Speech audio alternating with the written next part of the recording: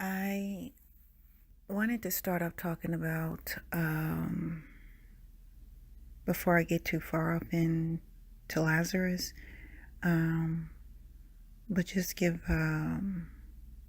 start off talking about how in Luke 17, verse 19 to 31, when it talks about how Lazarus was on the floor, sick with sores, looking up at the rich man and eating the crumbs from the table, begging and eating the crumbs from the table, and how the dogs came and licked his sores. And I just wanted to start off talking about how I've been thinking about that towards myself some days lately, because when you, such as myself, when you find yourself going through lots of spiritual warfare, and for me that seems to be lately, it does seem like when you go through it, you come, I wouldn't necessarily say come out of it, more like a resting period. You find yourself, I find myself feeling drained, tired, fatigued, and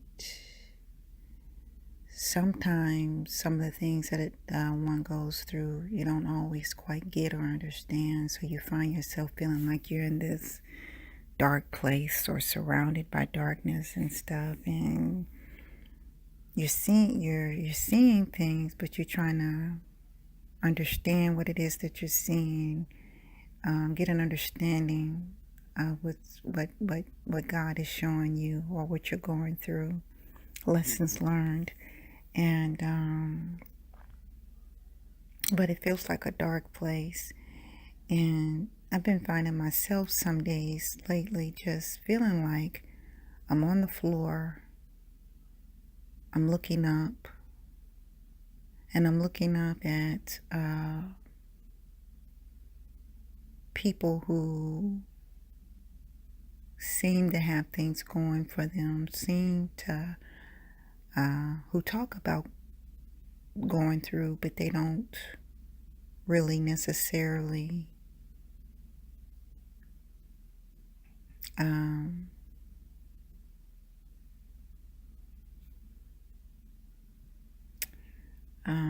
what's the word I'm looking, it's like a saying, or a fact.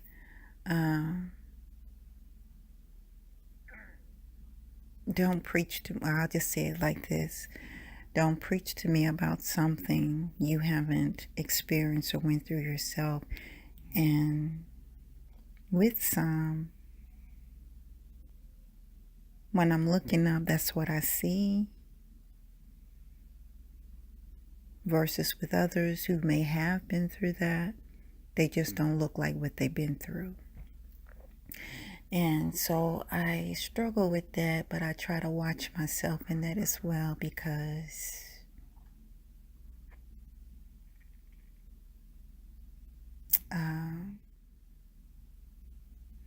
envy creeps in, jealousy creeps in, bitterness, and a whole bunch of other stuff that shouldn't creep in. But the good thing about it is that, one, I am aware of it, and being aware of it,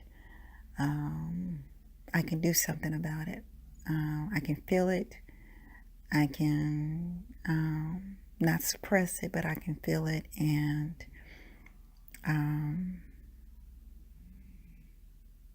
cast it down, cast it off of me. So that's a good thing. So it's good to recognize those feelings and emotions and stuff that you're having. But I just wanted to just bring that little part up, because I do find myself some days feeling, or like I can relate to the situation with Lazarus being on the floor covered with the sores and stuff. And this is just my own personal interpretation of it, having the sores and stuff on his body, just the bruises of life, the abuse from others, the the lies, the labels, the smearing, and all that other, and all the other things, and the um, you know. So, with that being said, I wanted to talk about how, you know, some would claim that these two Lazarus could be, and I'm referencing from Luke 17, verse 19 through 31, and John 11, verse 1 through 46, and John 12, verse 1 through 9. But how some would claim that these two Lazaruses could be different individuals or not. Whereas from my own personal opinion, they're of the same individual, more like a paradox of each other, that Jesus showed and revealed unto these two particular disciples, Luke and John, in their writing of Lazarus. I believe in John 11, verse 1 through 46, Jesus was showing us an account of what Lazarus was experiencing while he was dead, on his way to see Lazarus.